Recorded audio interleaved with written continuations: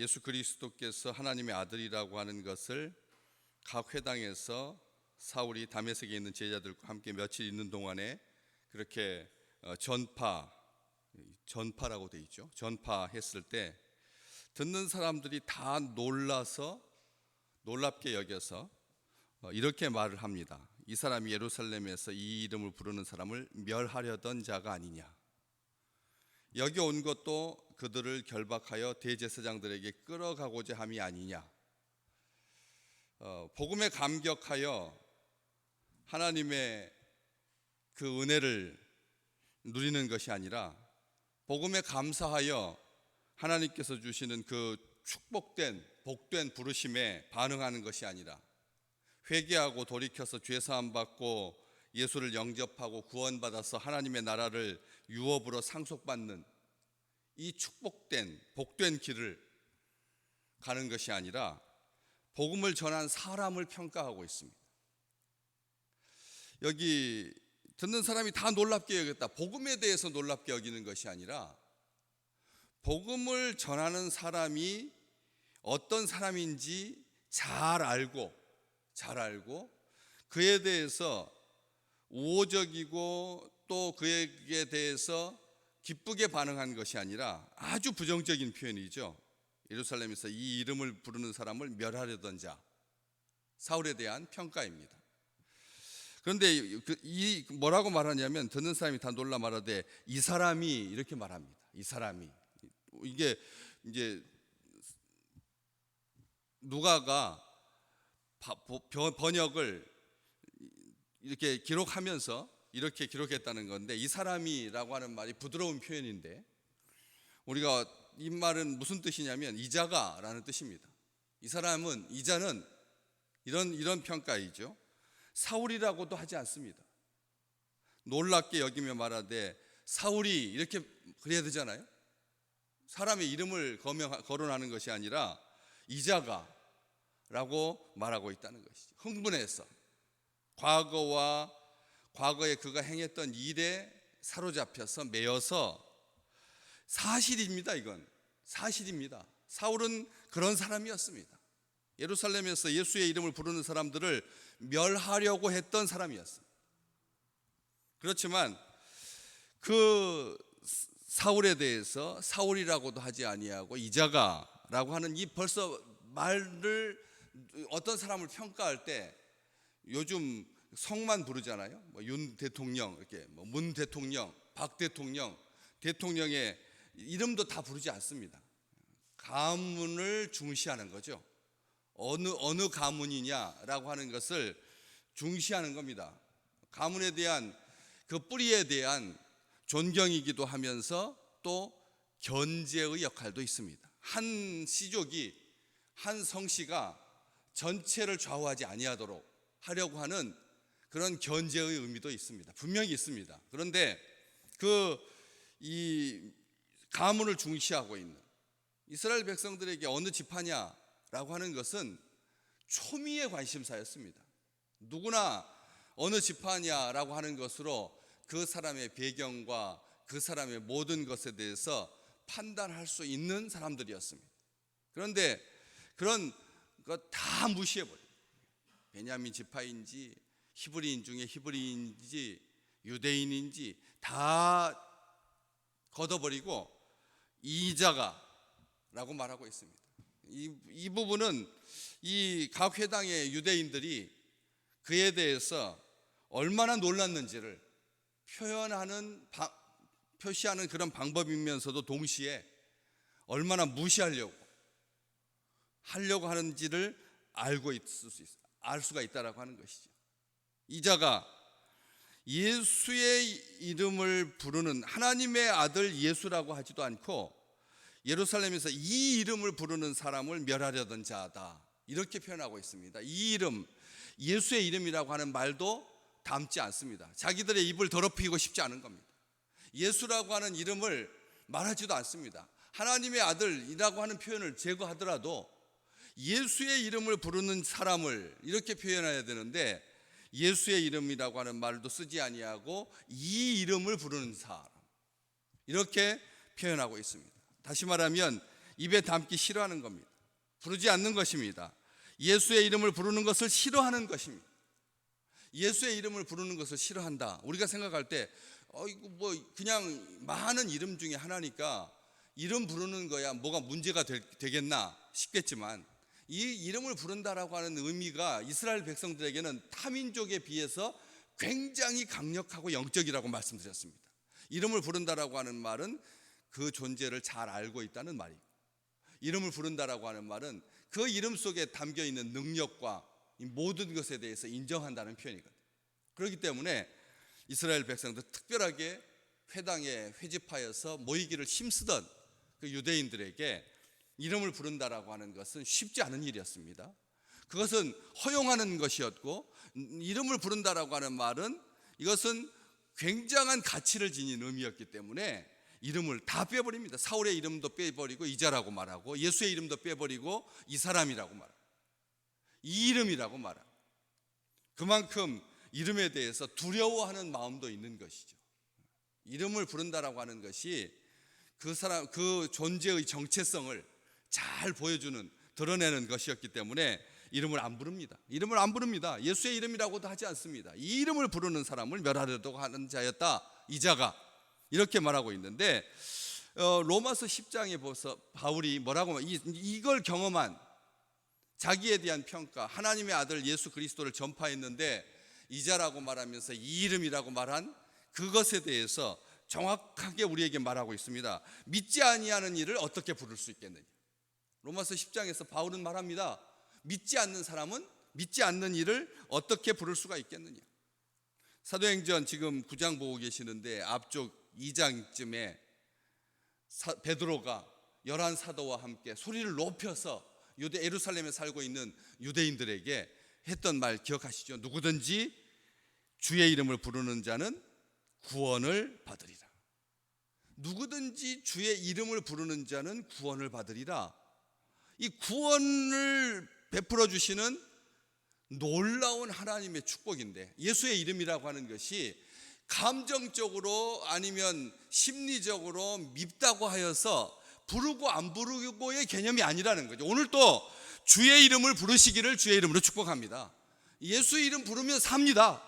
예수의 이름에 능력이 있고, 예수의 이름에 권세가 있고, 예수의 이름에 하나님의 역사가 있으니까 이 이름 부르는 것 얼마나 귀한 일인데, 그 이름을 예수의 이름이라고도 하지 아니하고 이 이름이라고 말했다는 거죠.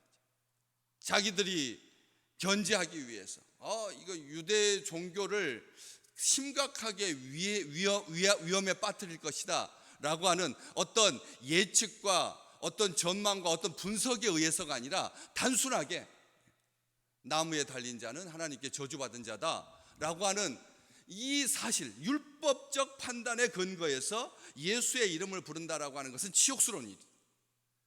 이렇게 여겨서 예수의 이름을 부르지 않는 것이죠. 아까 바울이 로마서 10장 14절에서 믿지 아니하는 자는 부를 수 없다, 믿는 자만이 예수의 이름을 부른다, 이렇게 말했는데, 그 10장 10절에 보면 사람이 마음으로 믿어 의에 이르고 입으로 시인하여 구원에 이른다 했습니다. 마음으로 믿어서 의에 이른다, 믿음으로 의롭게 된다는 말입니다. 그리고 입으로 시인하여 구원받는다. 이 놀라운 말 우리가 알고 있지 않습니까? 입으로 시인한다라고 하는 것이 그게 아무나 되는 게 아니라는 거예요. 그냥 지나가는 행인에게 자 이거 한번 글자를 읽어봐라, 예수라고 하는 이름을 불러주면서 이름을 부르게 하려고, 예수의 이름을 부르게 하려고 예수의 이름을 읽는 것과 예수의 이름을 부르는 것은 다른 겁니다. 누구나 다 읽을 수 있죠. 예수라고 하는 이름이 얼마나 쉽습니까? 어렵지도 않습니다. 발음도 쉬울 뿐만 아니라 심지어는 욕할 때도 쓰니까. 예수의 이름이 이렇게 훼손되고, 예수의 이름이 이렇게 낭비되고, 예수의 이름이 이렇게 무가치하게 소용되는 이 시대에 예수를 구세주로 부를 수 있다라고 하는 것, 이 성령께서 아니하고는 구세주의 이름인 예수의 이름을 부를 수 없다고 했습니다. 그렇기 때문에 우리가 기도하면서 찬송하면서 예수의 이름을 붙잡고 예수의 이름을 부르는 것, 간구할 때 예수의 이름으로 하는 것, 이것은 하나님께서 허락하시지 않으면 불가능한 일이라는 것이죠. 그냥 여러분 기분 내키는 대로 예수라고 하는 이름이 나옵니까? 절대 그렇지 않습니다. 다른 이름은 몰라도 욕하거나 판단하거나 저주할 때 그렇게 그 이름을 쓰는 그건 아니고는 예수의 이름을 부른다라고 하는 것은 구세주의 이름이기 때문에, 주님의 이름이기 때문에, 하나님께서 우리에게 주신, 우리를 구원하신 구세주의 이름, 하나님께서 구원을 위하여서 우리에게 허락해 주신 이름이기 때문에 이 이름을 부른다라고 하는 것은 구원받은 백성만이 누리는 특권이다라고 하는 것이죠. 다른 어떤 이름보다도 무수하게 많이, 자주, 힘있게, 능력있게, 감사함으로 감격하여 부르시기를 주의 이름으로 축복합니다. 예수의 이름은 구원을 위해서 다른 이름을 하나님은 우리에게 주신 적이 없습니다. 구원받으려고 하는 구원의 이름, 구속주의 이름, 구세주의 이름, 오직 주 예수의 이름으로 구원받는다라고 하는 것을 오늘 이 말씀을 통해서도 확인할 수가 있는 거죠. 큰 소리로 외쳐 부르시기 바랍니다. 요한복음 14장 13절, 우리 주님께서 자기의 이름을 얼마나 소중하게 여기시는지 이렇게 말씀하셨습니다. 너희가 내 이름으로 무엇을 구하든지 내가 시행할 것이다. 우리 주님께서 말씀하셨습니다. 주님의 이름은 약속이 있는 이름이라는 거죠. 이 세상의 이름은 우리를 구원할 수 있는 이름이 없습니다. 우리에게 약속을 실현시켜 줄 수 있는 능력이 있는 이름은 아무것도 없습니다. 아무것도 없습니다. 한때는 아시잖아요. 히틀러의 이름이 그 민족성의 존재 가치였습니다. 그렇지 않아요? 손을 높이 들고 하일 히틀러라고 하면 이것이 자부심이었고 긍지였습니다. 그러나 지금은 저주받은 이름이 되었습니다.